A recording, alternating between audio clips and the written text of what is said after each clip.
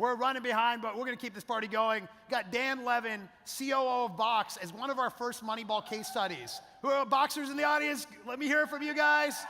Okay, one of your fearless leaders to talk about how Moneyball and that concept has transformed Box and how they've helped explain that to the Wall Street community. So I'm going to, please join me in welcoming Dan to the stage. Dan Levin.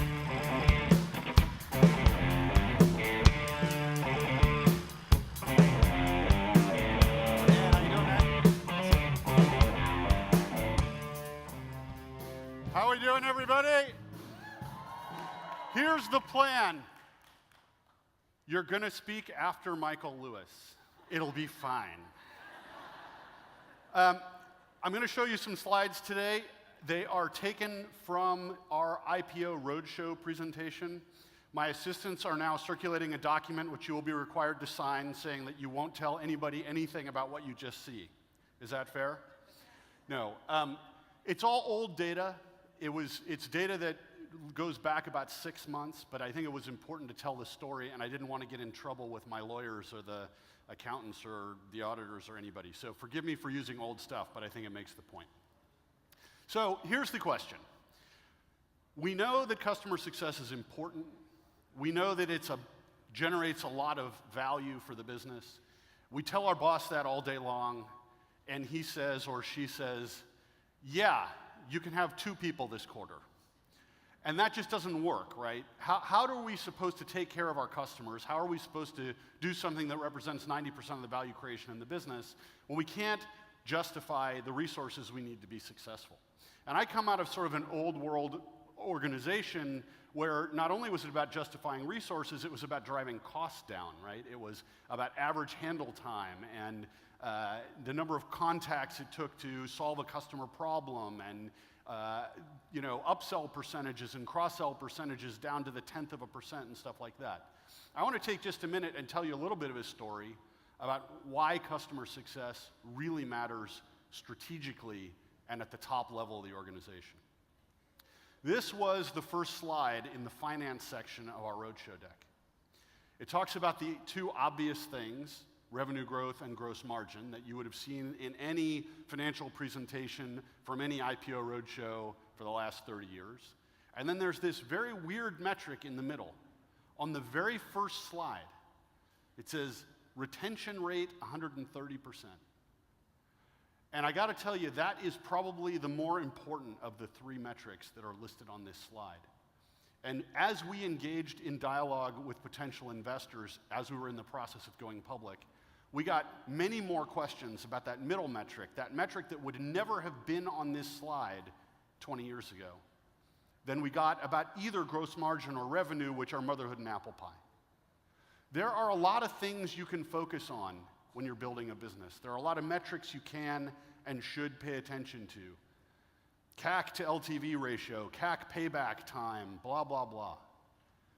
But the metric that we focused people's attention on, and the metric that really drove the interest in Box, was none of this stuff. It was that magic net retention rate. And the reason is this. When we engage in a relationship with a customer, the very first relationship we have with them, the first time they buy something from us, is represented on that left-hand bar there. The green is the revenue we generate in that first year that we do business with them, and the orange is our sales and marketing cost. It's pretty ugly. The blue line is the margin generated, just revenue minus sales and marketing cost in that first year. It's a hugely negative number. So why are we in business? We're in business because when we move to the expand part of our relationship with that customer, not when they make that initial purchase, but when they are buying more seats from us and building their deployment over time, we begin to see a return on our sales and marketing investment. And when that customer moves into the 3rd phase of their relationship with us, which is represented on the far right side, a phase where they've rolled Box out across their organization, and now they're just renewing with us on an ongoing basis, it's extremely profitable. And so the punchline of this slide is obvious, and it's something you're going to hear over and over and over again. But I don't think everybody internalizes, especially the public market investors don't always internalize, and that is, if the customer isn't around to get to the right side of this slide, we are in a world of hurt. Because we've invested a ton of money to acquire that customer, betting on the fact that they're going to expand their deployment and eventually move into a mode of just renewing with us on an ongoing basis. And if they don't do that, we lose our shirts. The good news that we were able to show the investment community was that it does work. And this was probably the most important slide in the whole presentation. This is a representation of the behavior of our annual customer cohorts for the last 5 years.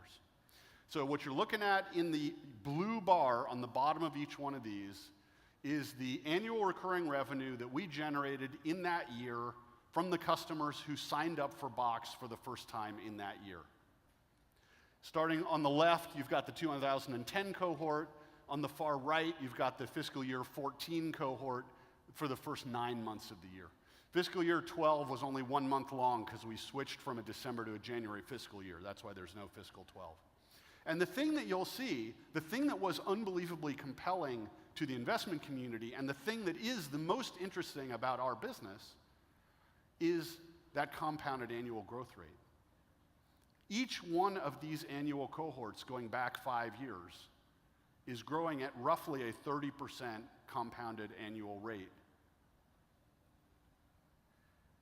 Even if you go all the way back to fiscal 10, 5 years ago, those guys are growing at a 31% compounded annual growth rate, and today they're paying us 4 times as much as they were paying us in that first year that they signed up. Net of the people who quit. And that's what that net retention number on the first slide means. That 130% is roughly 35% growth in each one of our average accounts, minus roughly 5% churn. And this is just a game-changing way to think about the world if you're a financial investor, because what people take to Wall Street, what they have taken to Wall Street for years, are subscription businesses like mobile telephony. Mobile telephony is a fabulous subscription business in which each customer cohort is a wasting asset.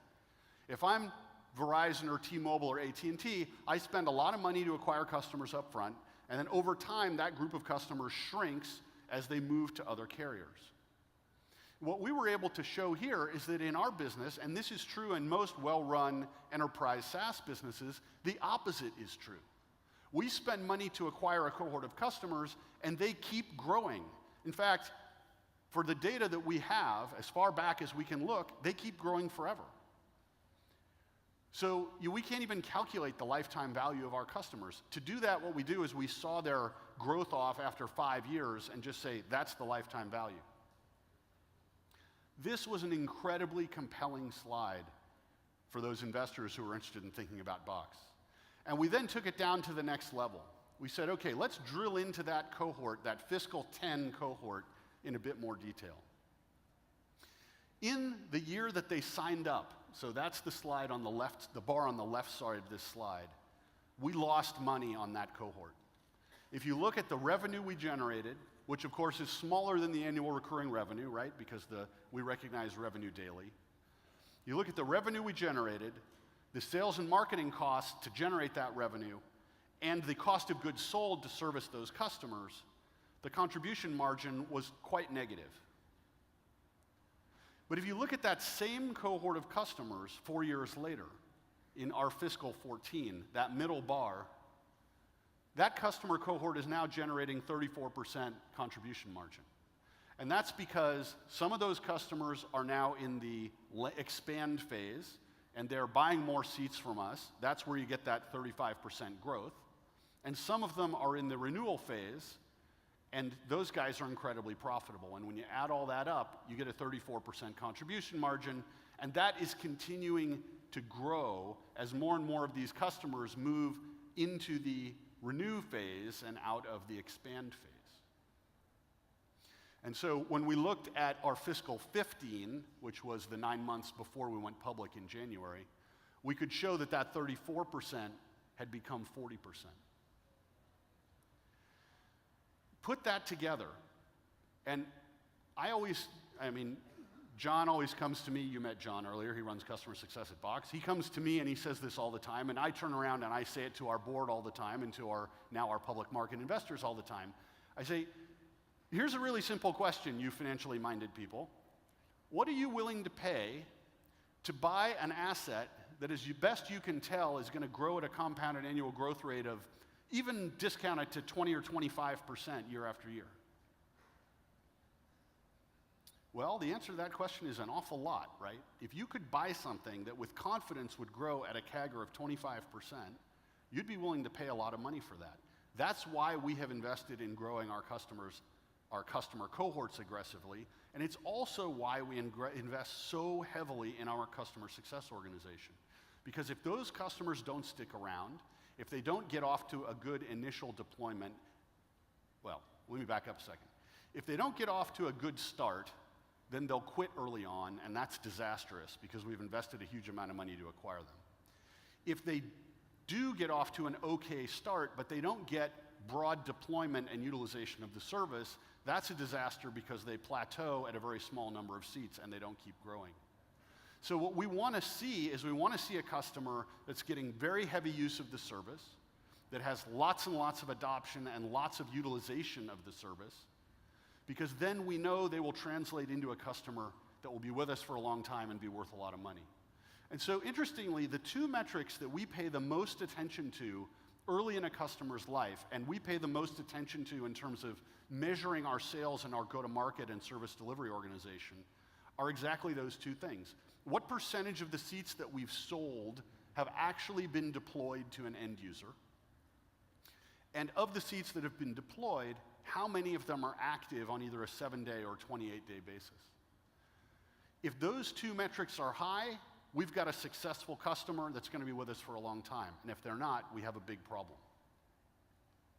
So it all starts off with customer success, with retention, right? We've got to keep these guys around. We've got to keep them happy. We've got to keep them engaged. That means they've got to get a lot of utilization of the service and a lot of value out of the service, and they have to have a great ongoing relationship with us. If they have a great ongoing relationship, it makes it much easier for us to engage in a dialogue around upselling them. And we don't ever upsell, well, ever is a big word. We very rarely upsell people from one version of our service to another, from business to enterprise, for example. What we do is find incremental use cases and get our customers to buy more seats of our service. So Eli Lilly's initial use case was 15,000 iPads that they put into the hands of their sales organization. Finding that next chunk of 15,000 users, which was not in the sales organization but was in the marketing organization, was a big effort on the part of our customer success team. And so they need to be in regular contact with these customers. They've got to have a relationship with these customers, and the customer has to believe they're not trying to sell them anything. From there, we can go to the next phase, which is what we're doing this year. We've finally started launching some incremental products and services which will allow us to increase share of wallet in those customers that we have a great relationship with, and that all adds up to a beautiful, ongoing customer generating a lot of annual recurring revenue and generating a lot of profit and margin into the business. So a very quick, very strategic, very high-level look at why customer success matters, but a critical window, I think, into the way that the modern enterprise SaaS organization is able to explain itself and its subscription model to the investment community and generate a ton of interest as a result. Thank you all very much. Have a great day. Thanks so much. That was great.